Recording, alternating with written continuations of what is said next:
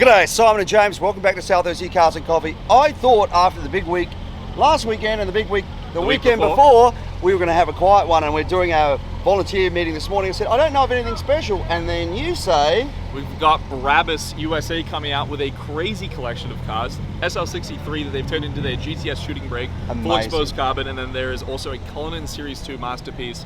We're going to check out both of those cars in a second. There's a great collection of other cars here today. We have a Pista, a Perta, we have 3RSs, we have a crazy mint 3RS with YSAC package. I mean, it is a wild show today. Yeah, and the muscle cars as well. I heard this amazing sounding, sound like a big block blowing Chevelle came in. We'll make sure to check that out. Absolutely incredible. Hey, don't forget, if you're coming to Southeast Cars and Coffee, please remember, respect our rules. No speeding, no revving, no burnouts. That includes on the streets of San Clemente and getting on and off those freeways. All right, mate, let's go for a walk, check some stuff out. Let's do it.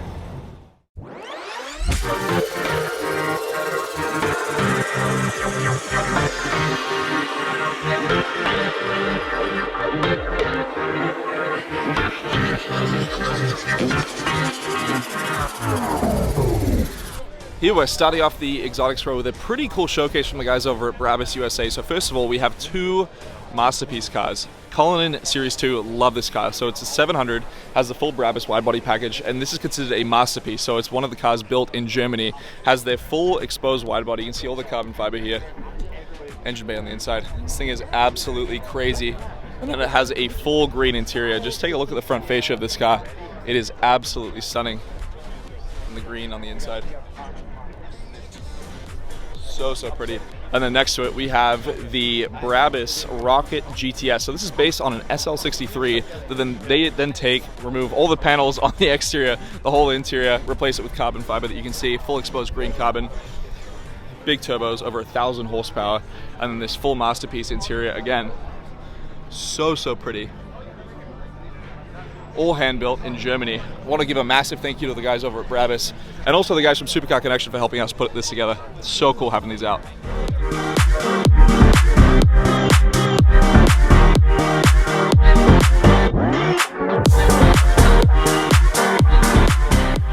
So here we have a couple of GT3RSs. This is a standard Shark Blue 992 3RS, which I think is very cool. But then next to it, we have someone that went absolutely nuts with the checklist.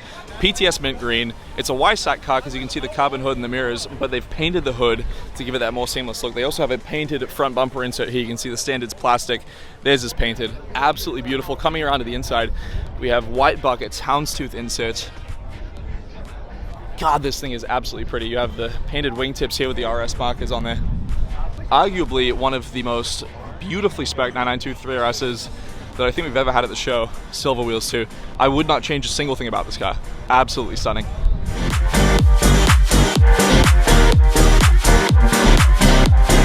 Starting off the Overflow Exotics row with a very cool F12. I believe this is a full Novatech package. You can see a complete replacement front bumper, these really cool fenders here. Side skirts, nice set of wheels too. And then next to it, an absolutely stunning F8 Spider.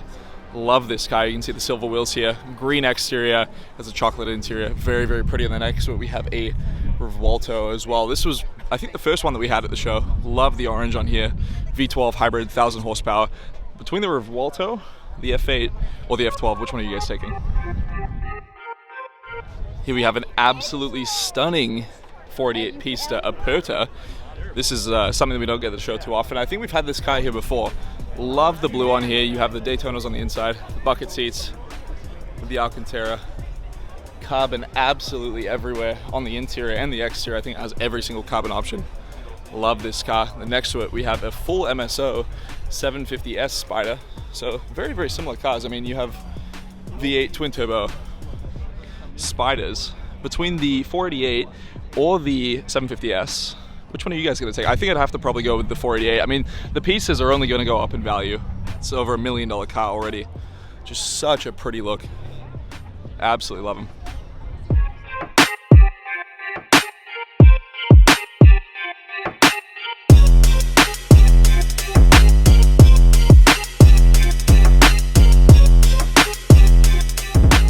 Here we have a crazy 812 build. So this is a standard 812 Superfast with the Duke Dynamics 812 Competizione kit. So just crazy kit.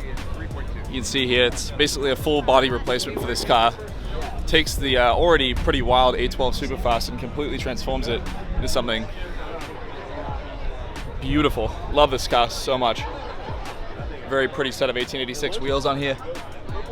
The only thing, I mean, this is maybe a little nitpicky. It is a Ferrari. I think it should have the 1x1 weave instead of the standard twill, but aside from that, very, very pretty build. Hey, have a look at this thing coming in. This is a gasser. Notice that front solid axle. This is the old cool way of going drag racing. Whole idea is get the front end up so when you take off, all the weight transfer the back for good traction.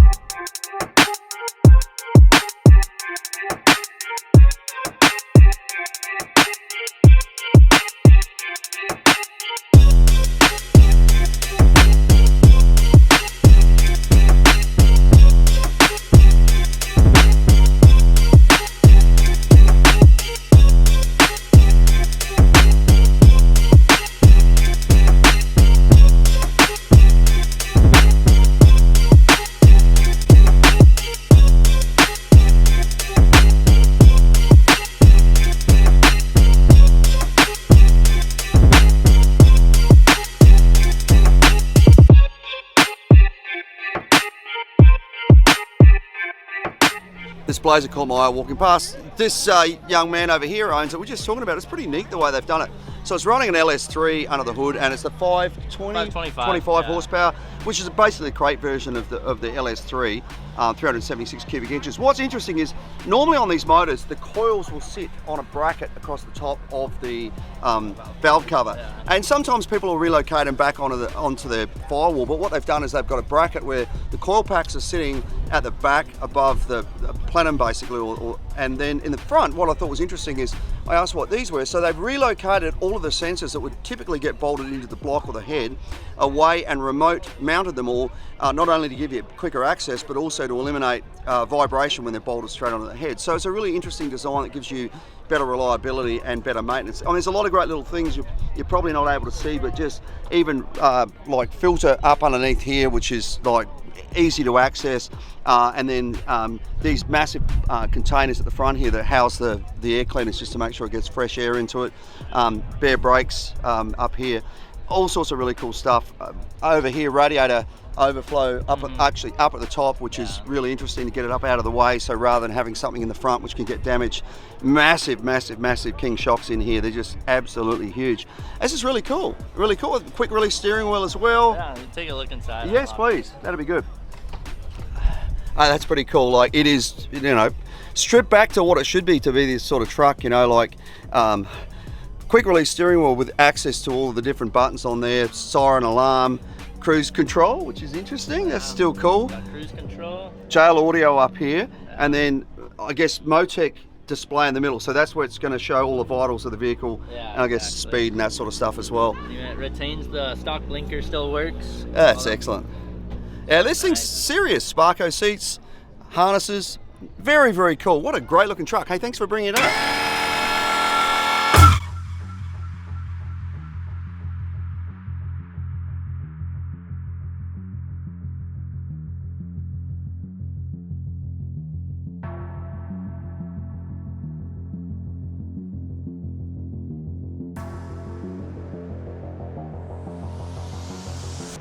Now this doesn't happen very often, and certainly doesn't happen organically. 4 Studebakers in a row, so 1950 here. Look at that front end on that thing, so iconic.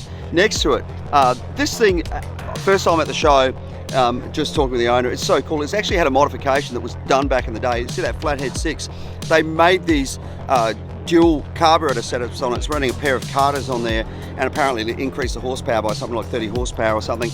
But just what a great car. I mean, just the look of this thing, the colour, the interior that matches.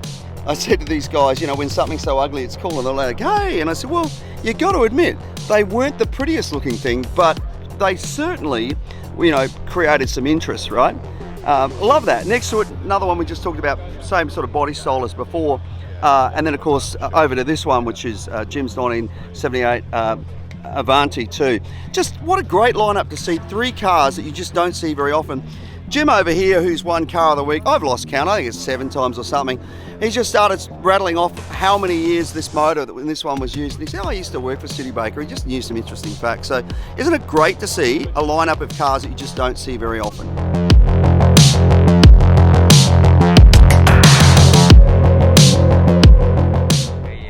Rolls-Royce from back in the days when it really was a coach-built, magnificent, chauffeur-driven car. And you can tell it was chauffeur-driven because see how there's like a glass divide between the leather seat that the chauffeur sat in the front, and then we come to the back and it's this plush, luxurious, carpeted, wonderful-looking area in the back for the passenger.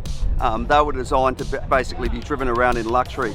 There's so many things about this. I wish you could smell the inside of this car. I grew up on a farm and there was always old cars around the place and it has that exact smell, but you know, little pockets through here and ashtrays in the corner and the armrests, I guess, that would fold down. Just super luxurious. I think we've made this car of the week previously, but it's just beautiful, beautiful car, isn't it? Just huge, wonderful. Couple of great cars here. First of all, this T-Bucket, a regular here. Small block Chev, interesting intake on this thing as well. Notice it's like running, there's actually got butterflies in the top. Not being used, that bug catcher, it's actually the side air clean on it, but still really cool. Next one, it's going to come in over the top of all these people here, which is great. This is what I said rolled in earlier on, just sounded so tough. This Chevy 2 running a big block and a blower. This is old school muscle and it sounded so darn good. Got a couple of, I think they are, yes they are, double pumper Holly sitting on top. Probably something like an 850 sitting up there. Just got this belt on the front of it that gives it that whine. When you hear that sort of whine of blowers, quite often people think it's actually the rotors in the Ridge style supercharger. A lot of the time it's actually that Gilmer drive on these things that actually do that. Down at the front we got these skinnies in the front, and then at the back we're running beadlocks with massive tyres on the back. Got a cage on it. Look at the shifter, the way it's been lifted up. So that's interesting the way they've done that. They wanted to get it up. These shifters you actually bang to get into the next gear, and then you pull up the little lever if you want to get into reverse. So interesting. Tack that goes up to 10,000 RPM there. Auto meter, oil pressure, water. This thing is super cool. What a great looking car, and by the way, it sounded every bit as good as it looks. And then not to be outdone, a split bumper Gen 2 Camaro sitting here. This thing is clearly set up for autocross. You can tell by the size of the rubber on the front, and it's obviously designed to be able to get those wheels right around so you can get some good turning angle. But the size of the rubber on this thing, once again, some Sparco buckets in this and a nice roll cage, stripped back to basically nothing so that you can get the weight out of it. And then interesting, this piece of acrylic across the back, got the original ducktail on it, but they brought that up to give it more aero on the back as well. What a great lineup of cars through here. Good American muscle.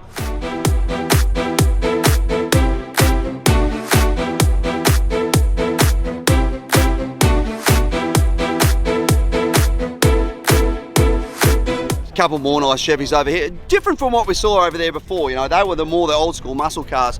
This first one, this beautiful Nova, wonderful looking car. Under the hood it's got an LSA, that engine used in the Gen 5 Camaro ZL1 and of course Cadillac CTS-V. Great motor, capable of big power, just really super clean, real resto mod style. Modern brakes, modern wheels, but still tasteful. Roll cage again. Instrumentation that's actually modern, but it looks old school. Her shifter, very clean. Next to it, oh, this thing is so beautiful. This Impala, two-tone paint, looks absolutely wonderful. I love this era of this triple tail lights. And look at the knurling in the panel back here. I guess that's stainless steel. Just wonderful, the two-tone color, big wheels in there. Interior, modern but tastefully done. Cup holders kind of give it away, but you know, same with the dash. Dash looks still old school. Love these cars, they're just so good, and timeless body styles too, right?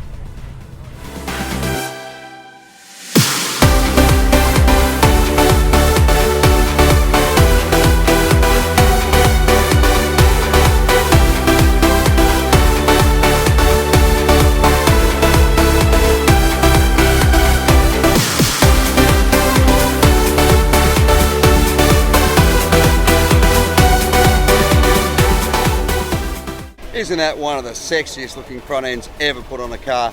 Thanks for coming, guys. Love the painted wheels and that back end. I think that's my favorite Charger of all time.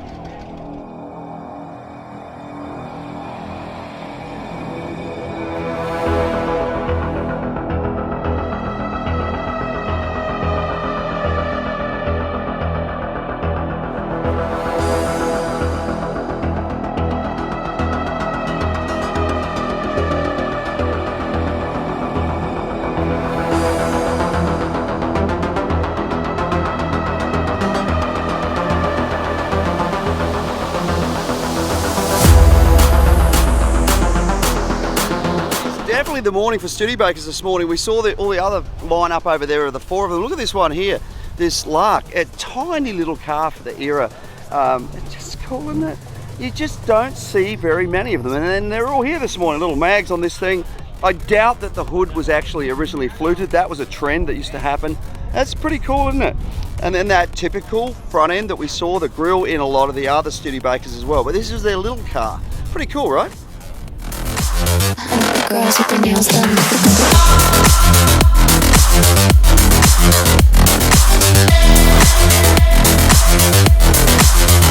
Girls with their nails done.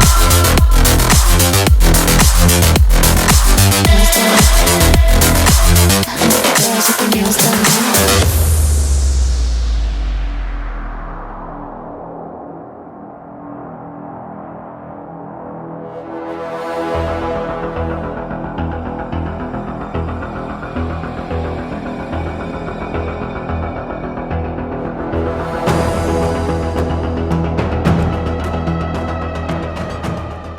Sweet looking slam truck over here.